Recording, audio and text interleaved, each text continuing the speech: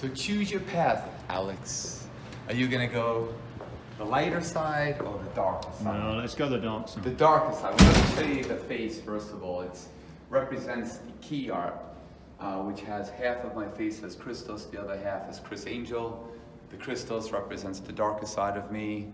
Criss Angel represents the lighter side of me. So if you go down the darker side, you'll notice that we have some elements here.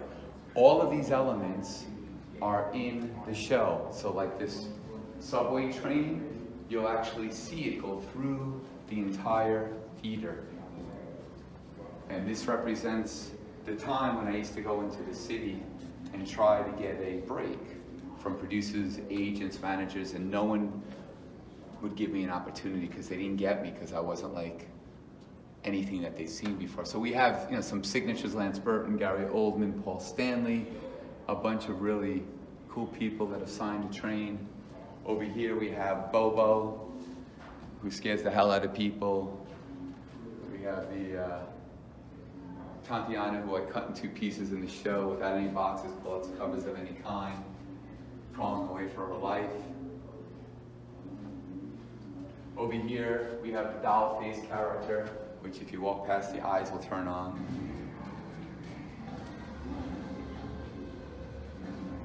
And this is the added scene, which I talked about in the Fear Alive segment in the show, which is a new segment in the show, where I bring people's fears to life, excuse me.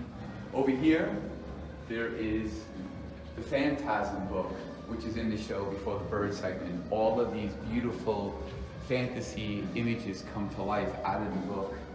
And on the floor on both sides, there's smoke and holograms. On that side, the darker side, is the Christos character. On this side is the cartoon manga character of Criss Angel dancing around the floor.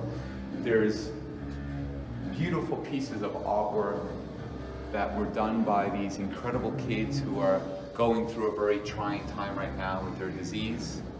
A lot of these kids are suffering with pediatric cancer, and you'll notice that their handprints were placed on the walls here to raise awareness and money for pediatric cancer.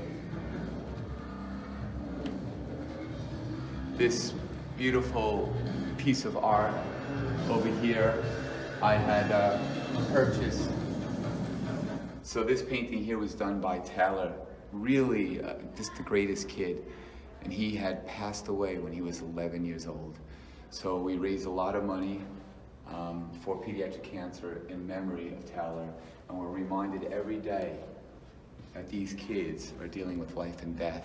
All of these kids, all of these paintings, all of this artwork, we're trying to raise money. And 100% of every cent that we raise goes to research and treatment. I don't take a penny out for any expense of any kind. I fund it out of my pocket. We have this beautiful area over here, which we dedicated to Avery, a little angel who I met years ago, who I knew for many, many years. And she passed away when she was 13 years young. Just a beautiful soul, a beautiful girl. She made this tree over here, the family tree. And again, I got that in a auction to benefit pediatric cancer. And this was Avery when she met me. She wrote this to me, and then you can see from this moment to this moment where we were working together when she was in remission and we thought she was good. We were working together to raise awareness, and then she had a relapse, and unfortunately it claimed her young life. Avery really taught us that, you know, you have to be positive even though sometimes things don't seem too good. And she unfortunately passed away, but she lives in all of us. And I talk about all of these kids that really touched my life in a profound way every single show. In the theater, let's go. They all appear in stars on the LED screen above the audience's heads every night. All of these incredible stars that represents all these kids that are no longer with us. But this is the theater, fully immersive. You can see that we're doing alignment right now with all the projectors on the walls. The walls are about 100 feet by 22 feet tall. The screens overhead are 100 feet long by about 27 feet wide if you combine them all together. In between all these fingers, which are the LED screens, there's lights. There's more lights in this show, more moving lights than all 7 Cirque shows combined. More lights than any pop singer, than any theater show in the world ever. There's lights everywhere. If you just look up, I don't know if you can see them. They're not turned on right now, but there's lights everywhere. So they're rehearsing right now. We do training every day in the afternoon, make sure everybody is physically capable of doing their track, because the tracks are dangerous. They're very physical. I hang over the audience's heads. I'm doing a lot of different crazy things, so you have to be physically fit, mentally prepared and focused in order to do this show safely and in a way that the audience is really going to connect to. So it's all mind, body, and spirit. Yeah, we have more fire effects, more pyro than any show in Vegas, than any rock band, than anything that I've ever seen perform in a venue even twice this size. I mean, the fire effects in here are insane. I have every fire effect, tornado effect, flame shooter, flamethrower, you name it, we have it, plus all of the expendable pyrotechnic effects. It's all in the show. We have a lot of visual effects from you know, storm effects that happen in here, blowers and all sorts of things. I mean, you just look around, if you really study it, you'll see like just the lighting alone, and you look at the screens, there's 17 different LED screens that are just the proscenium alone, plus another 200 lights in between the screen. The audio is insane. DAS is incredible. They provided a surround sound system that will move your soul. There are 12 subwoofers. 6 of them have 30-inch subwoofers with a piston driving them so that you feel your insides move around at the start of the show. So DAS audio has been incredible. As I said, Lighthouse and Panasonic and God, ETC and high-end systems, and it just goes on and on and on and on and on.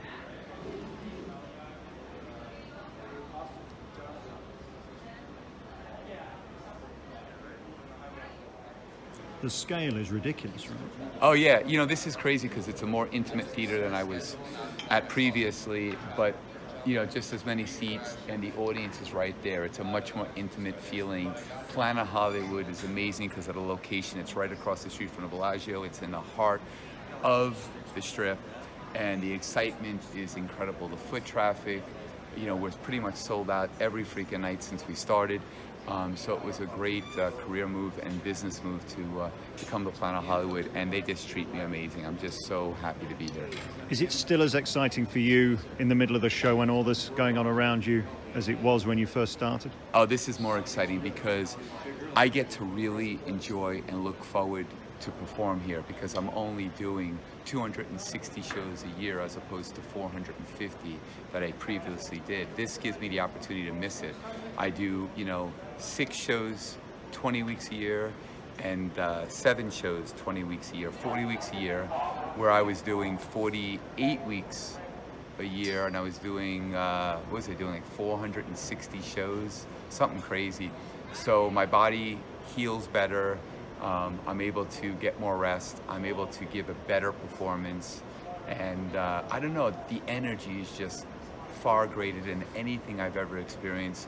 You know, in Vegas, people are pretty much immune to a lot.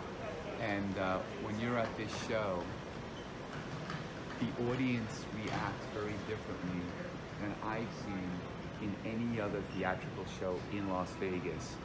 They're pumped up, they're excited. It's much more in line with a concert of your favorite pop artist or, you know, superstar artist in the musical fields than it is of a theatrical show. The energy is just crazy here. I mean, people stand up multiple times during the show. The energy, the screaming, the clapping, the jumping, this unpredictability. It's just all so exciting. It's awesome.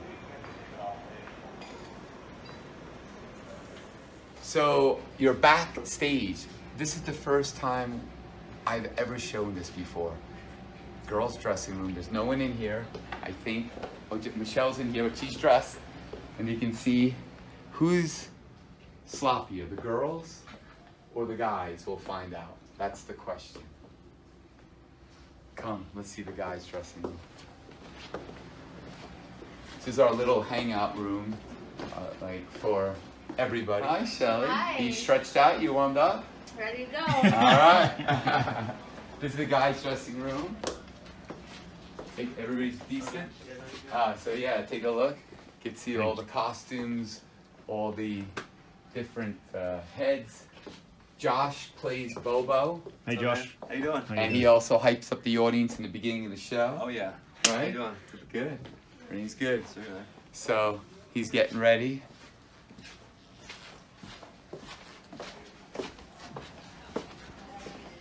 This is our audio department. Hey, Stan. Hi. How you doing? Matt? Hello, sir. How was your break? Good, good. Good? Sir. Yes, thank you very much. This is our my makeup area. I'm going to show you for the very first time my brand new massage shower area. So, I don't know if you can see, it's pretty dim in here. But they installed me. Planet Hollywood was amazing. They built me the shower because they know I love showers because I'm 51 now and my body gets beat up. So I have like the craziest water flow that just massages me and gives me the most amazing experience. I never want to get out of there. I always want to stay in that freaking shower. And then I'll show you the costume area, our wardrobe area. Over here is our incredible wardrobe department. Everybody busy at work? Hi. Not right now. They're chilling. How you doing? We're not chilling, we're organizing. You're organizing, good. So these incredible ladies built pretty much all of the costumes in the show, and they did just a masterful job. So applause for all the ladies. Yolande Thank you. led Miss everybody to Rachel. do this. Yes. So you can see, like, this is my Christos costume, so they're constantly repairing it and cleaning it. This has lights in the right over here in the LED lights in the actual jacket.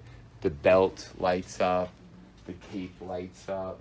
So it's lots and lots and lots of things that they do here. Yes. Yes, working on wigs, Emily. Yes. So it's all good. For the geeks, the tech heads out there, you might enjoy this. This is the basically the brains to the show. If you want to screw me up, come in this room and just pull shit out. It's like an operator making a call back in the 50s. But you can see this is our data pads, green hippo, servers. This controls all of the LED projectors. And what you're looking at is many millions of dollars in this room. So it's climate control and command, and we treat this right because this is the brains of the entire show.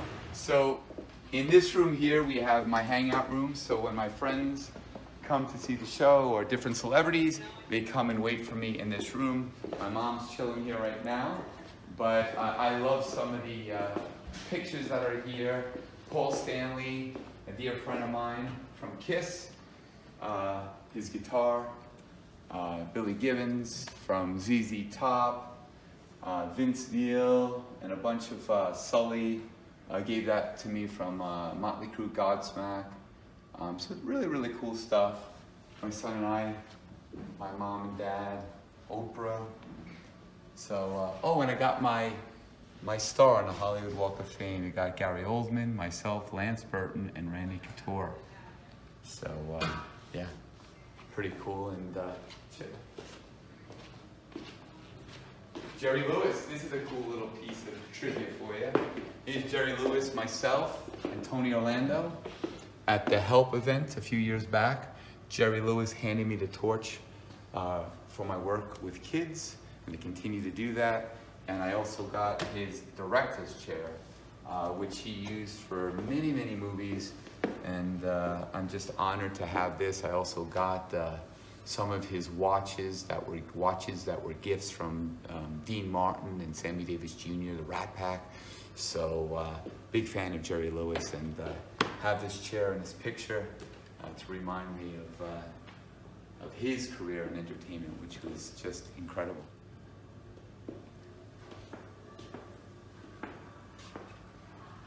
And then there's TVs and movies. We've already talked about TV coming this year. What about movies? I'm actually shooting a movie this year.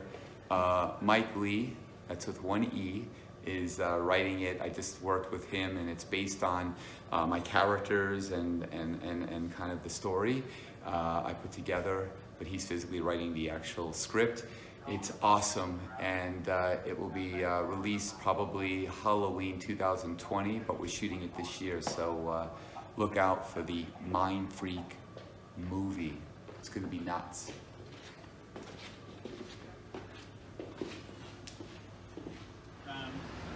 So Alex and everybody, I hope you enjoyed your visit to Mind Freak here at Planet Hollywood. It was a lot of fun giving you a little guided tour. The very first one that I did. Hope you enjoyed it. I gotta get to the stage. Can we come in here? You've seen enough. I gotta disappear, and unfortunately, so do you, so you can get into your seat and watch the show very shortly. Thanks for being here.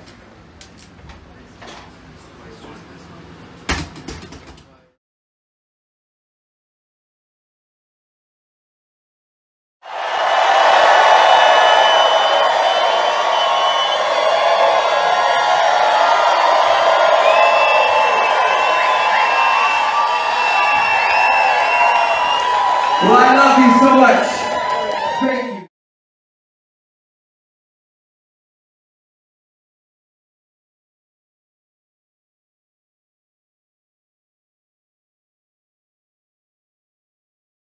Welcome back to Celebrity Radio. It's Alex Belfield talking to some of the world's biggest stars, and we've got one for you today. Chris Angel, how are you? I'm doing great, man. Nice to see you again. I just came in to see your show here at the Planet Hollywood. It's full circle. This is where you started. What's amazing about this new show is I thought I'd seen the best magic show ever, which was Mind Freak Live at Luxor. Now you bring it to Planet Hollywood, and it's 10 times better. It's beautiful. It's completely immersive. It's loud. It's in your face. It's sort of multi-sensory. It is the greatest magic show I've ever seen, ever. Congratulations, it's beautiful. Thank you so much. I mean, you see so many shows, so coming from you, that's a tremendous compliment. We worked really, really hard on this show. This is the dream. Finally, the dream realized. What I always wanted to do finally has happened here at Planet Hollywood. I did start here back with Mind Freak. I shot almost 50 episodes of Mind Freak here, and to be back home, it feels amazing. What's incredible about this show is it would be good if you weren't in it. I mean, it is a beautiful show, and that's what you are really at heart, is a producer more than a magician. You know how to make magic look good, because let's face it, magic is magic. What's unique about this is the scale of the show. It's enormous, isn't it? Well, yeah, as an artist, I use a lot of different paintbrushes and colors, and that's been my mantra ever since I started, just at different levels. This opportunity has given me a canvas to really create something that the world of entertainment has never seen before. It's the most immersive. It's a visual feast for the senses. There's more lights than all 7 Cirque du Soleil shows combined, moving lights. There's more video, 500 million pixels of video than any show ever in the world. More like technology than any pop star playing in an arena. I mean, this show is really the first fully immersive experience, and I think it raises the bar for entertainment, even in the entertainment capital world that is Las Vegas. You, of course, are a magician, but you're also a rock star, aren't you? Let's face it, this show more than ever is about sound and light and the whole feel of the show. You love that, because this is where you come alive. Yeah, I think for me, it's always been about emotion. I always want to connect to people. I always want the audience to understand what they're supposed to be feeling, and the lighting and the video content and the movement, the costuming, the piece all make sense together with the emotion I'm trying to express. And I think we've accomplished that mission with Mindfreak here at Planet Hollywood more than ever, because we do have the ability to really move people in a way, because all of the support that we gain from the lighting, from the video, from the immersive experience really connects to people. So it's not only how does he do that, what's more important is how you feel when you watch it. Right. And you will feel the magic of emotion. And again, through this show, we get to see different Criss Angels. What I love most of all about this show is we get more of you than we've ever got, which might seem strange because for 10 years you were doing a magic show. But there's particular sections in this show where you're as raw as you can be. You get to meet the audience, talk to the audience, bring them on the stage, and anything can happen, anything can go wrong. This, I guess, keeps you fresh because you don't know what they're going to say. You don't know what they're going to do. Well, I wanted the ability to play 3 different personas. Criss Angel, as you see on TV, Christos, this crazy, wild, campy character, and then Christopher, the guy that's talking to you right now. So the audience gets to see all the different, you know, kind of personas, characters of Criss, and I take my guard down. I'm vulnerable. It's not scripted. There's no teleprompters. Anything can happen, and I really feed off that. I love doing impromptu theater. You know, like doing improv is exciting to me. Not having a script or not reading a teleprompter. I've never done that. I never will do that. To me, the audience is paying to have an experience with me, and every audience is different, and every experience should be different. And you certainly don't wear your slippers on stage during this performance, and we get to see that because there's one beautiful bit where the straitjacket routine is done. We've seen it before, but you do it over us. I mean, it's one of the most spectacular bits of theatre I've ever seen, partly because if you fell, you could wipe out 20 people in the audience and you'd be sued for millions. Well, what's amazing to me is that I get the audience screaming their lungs out, standing up, jumping up and down like we're in a freaking concert, and I didn't even do anything except be brought out over the audience's heads. I mean, what show in Las Vegas gets applause for doing nothing? I mean, it's like people are so, it's because when you walk into this environment, you know you're not gonna see something that we've ever seen before. This is much more in line of a concert that you're gonna see from a pop star, from a rock star. You know, you're not here hearing water dripping, you're here and you're excited and you're interacting with your phone and you're seeing your footage and your face and your tweets and your Instagram come up, you know, all over the theater, light up the theater before the show even begins. So it really sets a different tone, a tone that I'm not aware of in any show. And so people want to explode and erupt into excitement and applause. And, you know, when you deliver the goods, then it makes it much more special for them because they can really feel an experience and an excitement that they probably were amped up to have, but we delivered. It's interesting as well, we're here at Planet Hollywood, which has some of the biggest names now in Las Vegas. Here they come, the big stars want to be here. Gwen Stefani wants to be here, Lionel Richie wants to be here, and Criss Angel's here. And you come up the escalator and the show starts from the second you collect your tickets.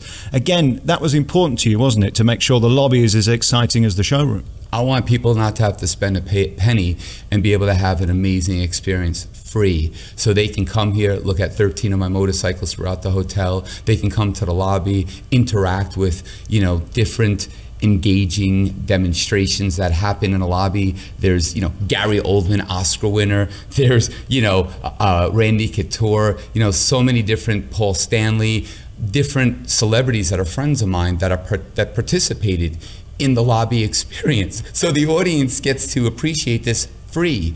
And there's so many really cool 3D holograms, true holograms that happen here. And it's just at a whole nother level. The technology in this show that we boast is beyond anything because I was able to garner with my brand the best companies in the world with the latest, greatest technologies. Panasonic, Lighthouse, Shure microphones, ETC, Screen Goo.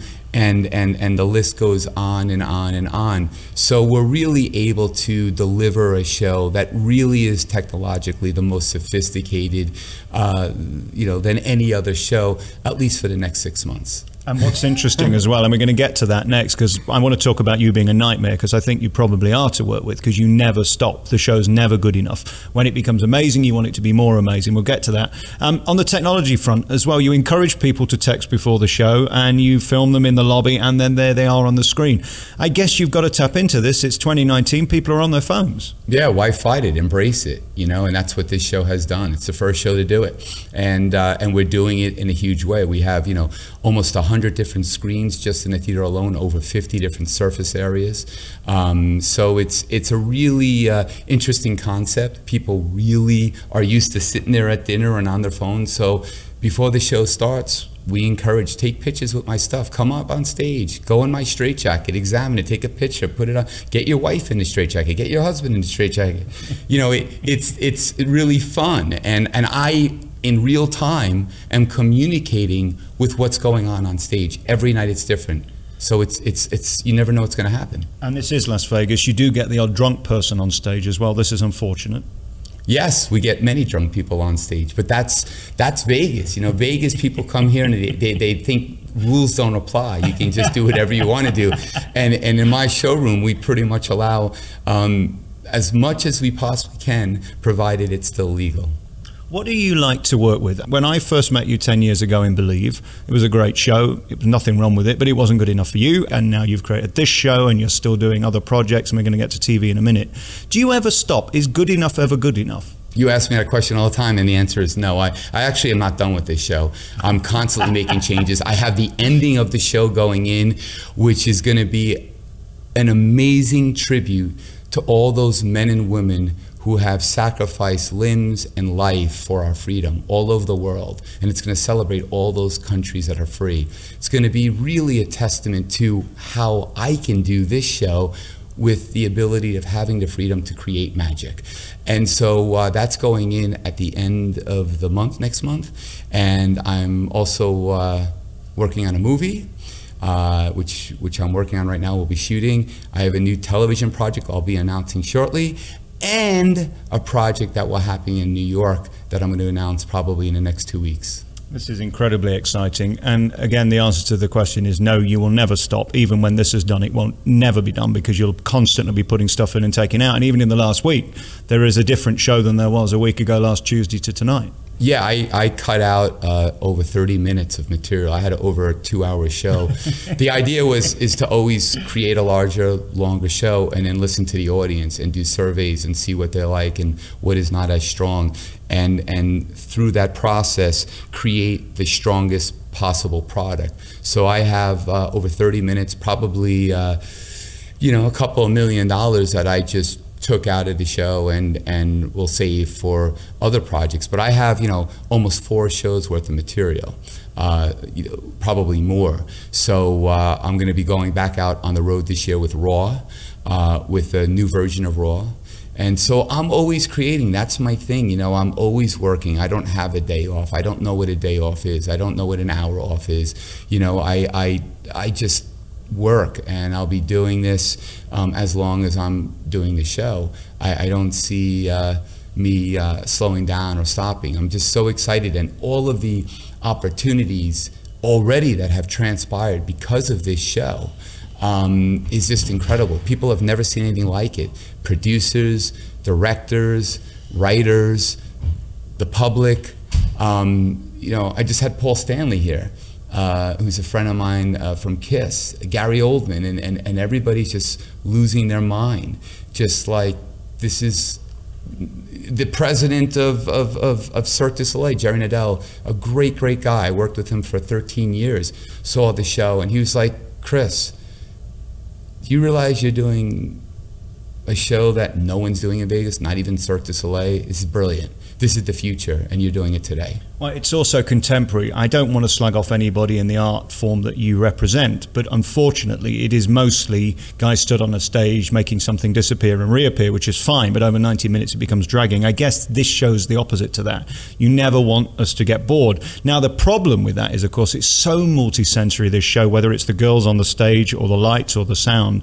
Is there a point you have to stop? Because part of the Cirque theory was about distraction, wasn't it? And you do a lot of that in this show where you've got so much going on. You could come tomorrow and see a completely different show. Is that intentional? Well, yeah, I love controlled chaos where it belongs. For me as a director, I want to create a fully immersive experience, but I want to keep people's attention where it should be at the critical moments. When something's going to happen, they need to be focused on that. And all this other noise that's happening outside doesn't happen when those moments happen. For me, you know, I wanted to show everybody, but more importantly to myself, that I had the ability I always knew I had to create something that had never been done before. You know, I also knew that it would raise the bar for entertainment in Vegas because magicians and shows have become so complacent. They're relying on what they did 25, 30 years ago. And this is the entertainment capital of the world. And people are spending a hell of a lot of money and they deserve the best. And I don't feel as a town we're trying to reinvent entertainment. We're trying to bring in the latest technologies in a creative way that speaks to the audience. And I wanted the show to be the first, like O was, taking water into the desert and creating a spectacle that the world has never seen before. And I think that's why that's been so successful. The word of mouth on that show, still to this day, is incredible. It's an amazing show. It's Fellini and Dali coming to life, thanks to Franco Dragone. But this show, I think, does the same thing, not with water, with technology. Yeah, it is incredible. Congratulations on everything. We need to get back to you because, of course, aside from the enormity of this show happening in the last 6 months, so much privately has been happening too. Congratulations. Where do we start? I mean, what a perfect time it is for you right now. Your son seems to be doing well. You have another child. Shawnee seems to be doing incredibly well. And you've got a family. I mean, this surely is every person's dream.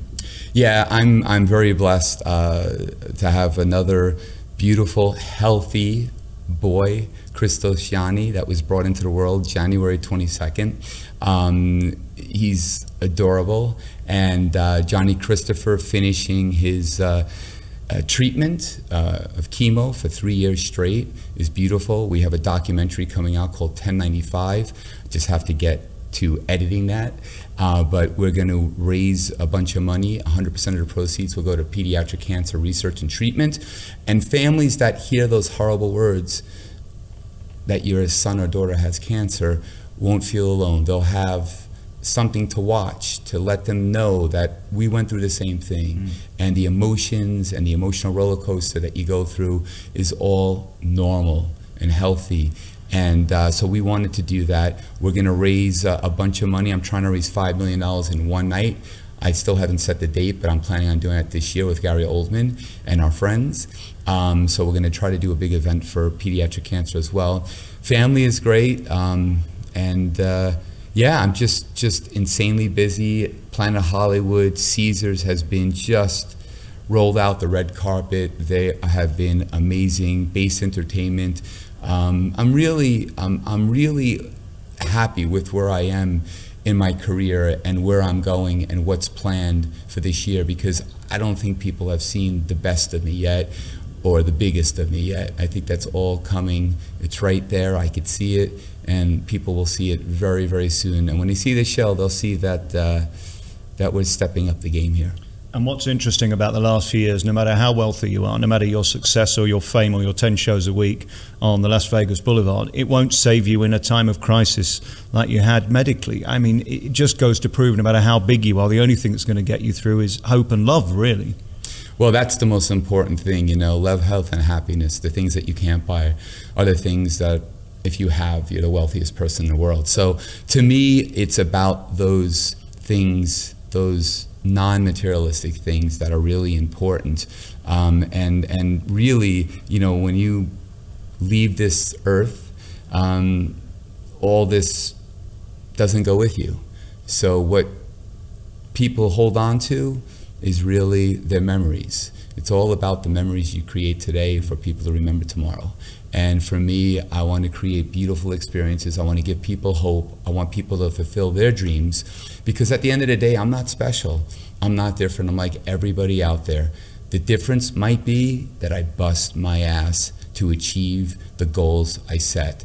But anybody can do it if you're willing to work hard for it. And that's all that I do, is work really, really, really hard, and probably harder than anybody I know of in the entertainment world to achieve these dreams, because what I lack in talent, I make up for in stick-to-itiveness, tenacity, and hard work. All the fans want to know about a TV show. The most asked question that they say, can you ask Chris, is when is he going to be back on TV? I was curious, I was sat next to one of the executives from NBC on Sunday night. Is there hope of anything happening on the TV in the near future? Yes, yes, and yes.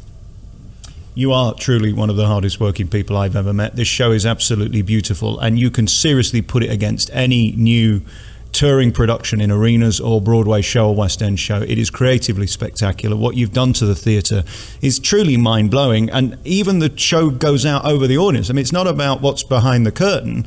You've made this a completely 360 event for people. Well, that's the idea, right? So there's a 100-foot ceiling that is LED, that there's no bad seat in the house. The balcony has the LED screen that starts from the stage and goes over the entire heads of the entire audience to the back wall of the theater. There's a 100-foot projection on both walls. The proscenium is made up of, you know, I don't know, more than a dozen LED monitors, 2.5 millimeter. There's a mid-stage LED 40 by 20, a 60 by 22 foot upstage LED screen. There's projection on scrim. There's projectors, and I got the best projectors. I mean, I have, you know, multiple, many 30,000 lumen projectors, and I'm adding in a 50,000 lumen projector, which will be projection for the stage floor. So we will actually have the floor will be completely projection content as well. And if you just think about it, you know, the challenges of taking 50 screens and creating a 90-minute movie, original movie, not you know, stock footage, but creating in my studio 90-minute content for one screen, then you have to make it for 49 other screens in order to have this video mapping immersive experience that all works together hand in hand, so that the screens are pieces of a puzzle that make a big picture. The end of the show, we have to talk about the levitation. I said to you after the show on Sunday, I think it is probably the greatest bit of theatre I've ever seen anywhere in the world, and certainly in magic, it's untouchable. It's so beautiful and so perfect, and nowhere in the world will you see anything like that right now. Congratulations on that scene alone is worth the money. It's utterly spectacular. Well, thank you. That's 18 plus years in the making. And, you know, I wanted to do a levitation many years ago that was in full stage light. Because when you see a magician do something where they're flying or levitating, it's either in silhouette, it's very dark. They have this need to prove by using hoops or cheesy ways of proving there's no wires, no bars, no hookups. I wanted to do it poetic. And, you know, walking down walls and up walls, I was the first guy to do that stuff. And so it was just a natural progression to use a ladder and to do it in a way where people are not quite sure where I'm going with it. And, you know, people absolutely go nuts with it. But what I discovered with this show, and I don't say this at all conceited, rather just as a fact and confidence, when I was doing Luxor, the show would peak and valley, because we would have bits in there like comedy bits, cirque, and those were like the lower points. And then the magic, like the levitation or different things I would do, would be the higher points. So you had peaks and valleys. I took all the fat out. There's no filler, it's all killer. So the level that people expect from the beginning of the show is a non-stop pace. Usually you see a show that has an amazing opening, then it kind of dips down to like the middle, and then it has something, and it kind of dips down to the end. Here, it's 11 from beginning to end, and we peak and valley by taking people on an emotional roller coaster ride, but the strength and the power in the material is all there, and it's all in the same world. So This show, I could never create another one like it, because this show has been 20 plus years in the making, and I evolved and developed it for so many years, and I have the means and the studio and the ability to create all this additional content and own everything, every light, every video screen, every projector, every little bit. You know, I don't rent anything. I own everything. So, you know, this show would cost circa $200 million.